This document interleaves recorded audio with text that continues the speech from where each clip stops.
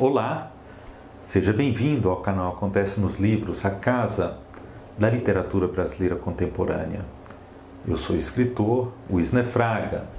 Bom, essa primeira parte do vídeo, então, vou focar em alguns pequenos recados, tá? Primeiro, mais uma vez, convidar você a visitar o meu canal de mini contos. Eu sempre coloco um vídeo novo lá, normalmente, ou em geral, um vídeo de algum mini conto inédito, tá?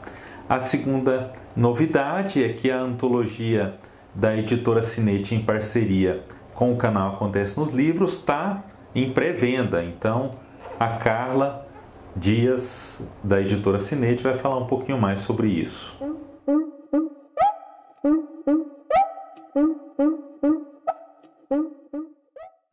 Olá, passando para falar sobre o Perspectivas, Ilusões e Contentamentos, livro da editora Cinete a ser publicado em parceria com o canal Acontece nos Livros e o coletivo Crônica do Dia.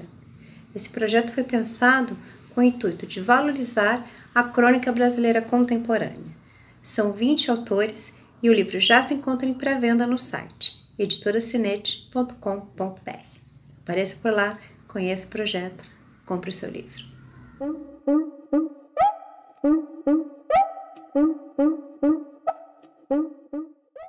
Outro recado é que, se você se interessar em comprar algum vídeo que eu resenho aqui, dê preferência aos links da descrição do vídeo para ajudar também o canal.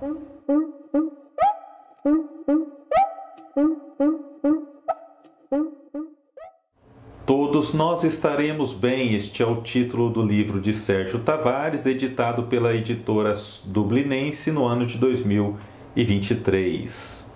Sérgio Tavares é um escritor carioca. Ele é autor de Cavala, que é um livro de contos que venceu o Prêmio Sesc de Literatura lá no ano de 2010. Ele é autor também de um outro volume de contos que é intitulado, aliás, um título muito bonito, Queda da Própria Altura. Esse livro ele foi lançado pela editora Confraria do Vento lá no ano de 2012. Aliás, a Confraria do Vento é uma editora que eu considero bem interessante. Eu recomendo, se for possível, que você dê uma passada no site da editora, procure os livros da Confraria do Vento, né? Sérgio mantém também o blog A Nova Crítica, né? Lá ele resenha obras contemporâneas, sobretudo obras de escritores brasileiros, né? Eu recomendo também a visita a esse blog. Lá o Sérgio ele traz algumas técnicas da ficção para a escrita de resenhas, né, de não ficção, o que deixa os textos bem interessantes. Vale a visita. O blog ficou ali um tempo sem atualização, desde quase o meio do ano passado, mas agora em março o Sérgio Tavares retomou o blog e está postando novas resenhas, né? É um trabalho muito necessário, principalmente porque muitas dessas obras que o Sérgio Tavares comenta lá são obras da literatura brasileira contemporânea que é bem necessitada de divulgação, né? Eu vou deixar o link também na descrição desse vídeo. Faça uma visita, curta, compartilhe. A literatura brasileira precisa disso e, mais do que precisar, ela merece. Então, eu agradeço. Bom, eu já vou dizendo aqui, né, antes de começar a falar sobre o livro, que eu vou contar alguns detalhes da trama do romance, tá? Então, se você quiser ler o romance antes de assistir a esta resenha, caso assim você não goste de saber nada do livro, nada sobre o livro ou sobre a história antes da leitura, então acho melhor você não assistir a esse vídeo agora. Leia o livro, leia o romance e depois volte a este vídeo, tá? Sobre o romance, esse é o primeiro romance de Sérgio Tavares. Esse livro aqui, Todos Nós Estaremos Bem, então, é o primeiro romance dele, né? E eu vou dar uma pincelada antes de fazer a resenha propriamente dita, na trama, né? Um diretor de uma agência de comunicação chamado Roberto, né? Roberto é um cara meio quadradão, né? Principalmente ali em termos políticos, né? Então esse Roberto se casa com uma ex-guerrilheira, né, que inclusive atuou em alguns sequestros, assaltos a bancos, né, e foi então capturada e torturada durante a ditadura aqui no Brasil, e logo depois ela foi para o exílio, né. Eles se conhecem ainda novos ali durante a faculdade, então eles têm um caso ali, mas se separam e se reencontram em Paris muitos anos depois. Ele está na França a serviço e ela está no exílio. Eles dois então voltam a se relacionar e eles têm juntos uma filha chamada Carla, né? Bom, daí essa família passa por alguns dramas. A filha Carla o casal descobre que ela tem leucemia, né? E eles tentam de tudo para curar a menina, ela ainda é muito nova, né? Enquanto isso, Roberto descobre uma repentina atração por outros homens, né? O Roberto, ele vai fundo nessa história e vê aflorar o que ele considera ser a sua verdadeira sexualidade, né?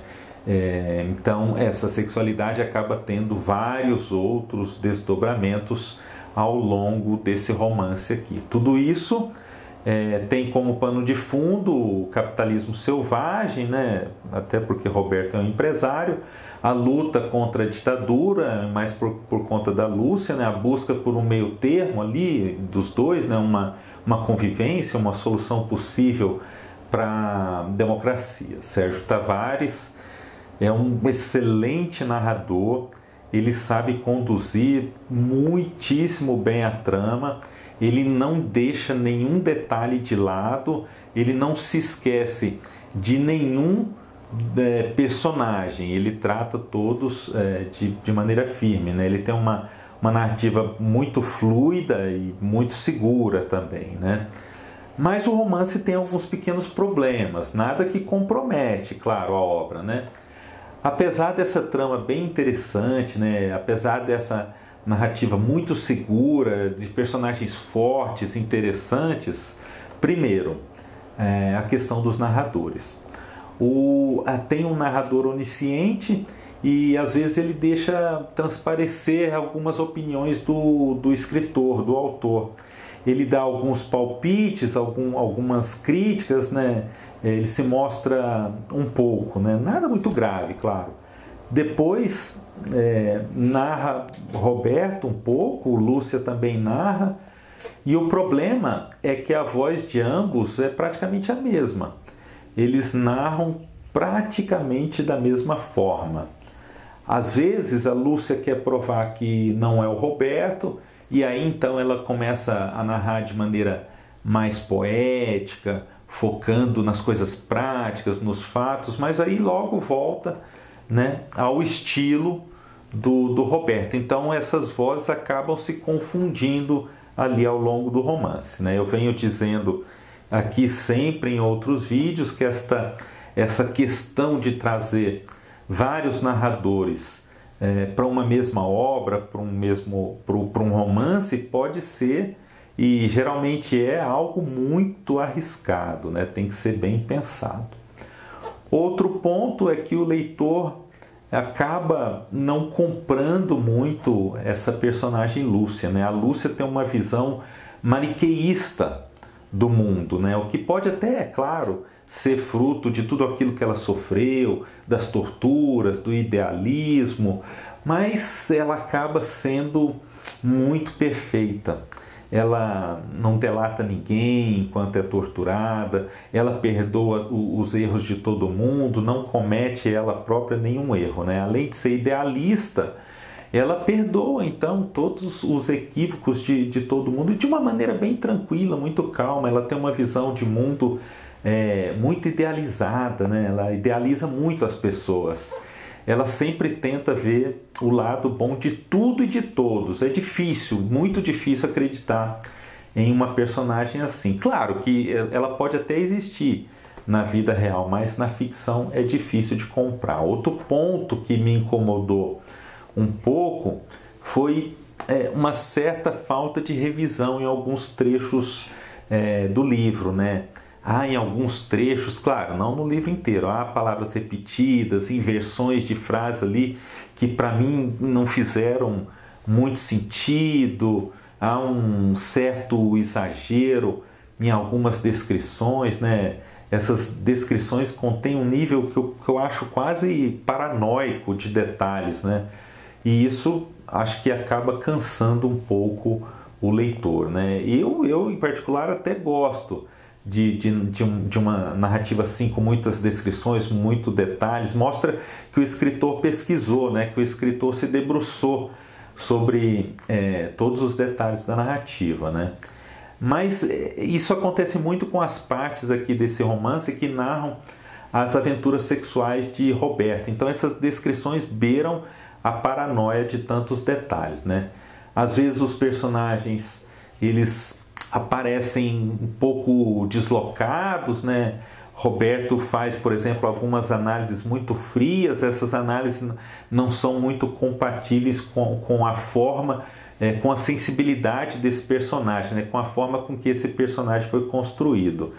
Lúcia aceita muito bem todas as controvérsias, inclusive as piores controvérsias. E Carla, bom, a Carla poderia ser uma personagem mais elaborada, mais abordada. Eu, como leitor, até fiquei esperando, né? Eu esperava mais de Carla, mas acabou não acontecendo. A Carla é uma figurante, ela meio que foi deixada de lado quando eu acho que ela não poderia ser deixada de lado, né? Porque ela começa com um papel fundamental na primeira parte do romance, né? E isso, na minha opinião, acaba ficando um pouco mal resolvido, né? Outro detalhe é que Sérgio Tavares, ele quase, né? Muitas vezes ele quase se rende ao famoso clichê de que o casamento ele cai na mesmice, né? Ainda que isso possa ocorrer, claro, depois de um certo tempo, né? Mas na ficção não faz muito sentido, né?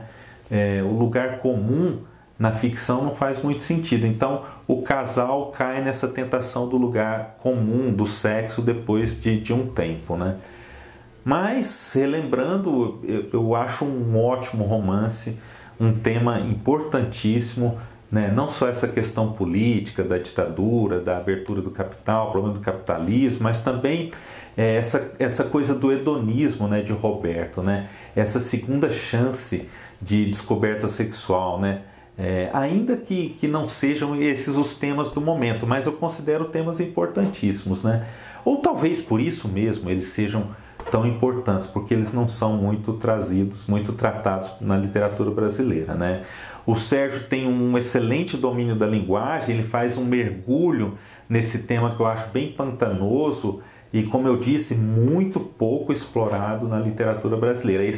Essa questão da pulsão sexual, né, da vida dupla, mas em nenhum momento, né, isso sem em nenhum momento ele transformar o Roberto em um personagem que fosse, né, uma caricatura. Há passagens bem transgressoras em termos narrativos, né? Eu dou destaque aqui, por exemplo, para a descrição de algumas partes de filmes eróticos, né? Em seguida, com os cortes rápidos para o cotidiano dos personagens, meio que misturando, né, ficção dentro da ficção, né?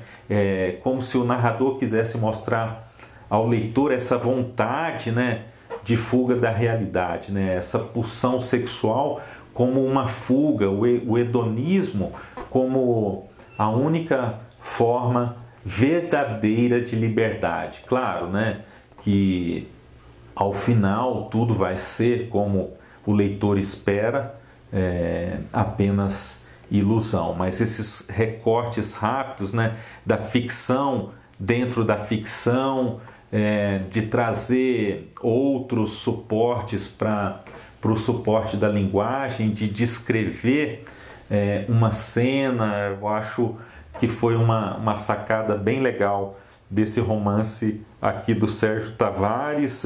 Algumas descrições também eu considero que ele fez de uma forma bem transgressora, né? Misturando algumas partes ali de narrativas muito cruas com passagens poéticas e filosóficas, ele faz essas passagens de cenas, né?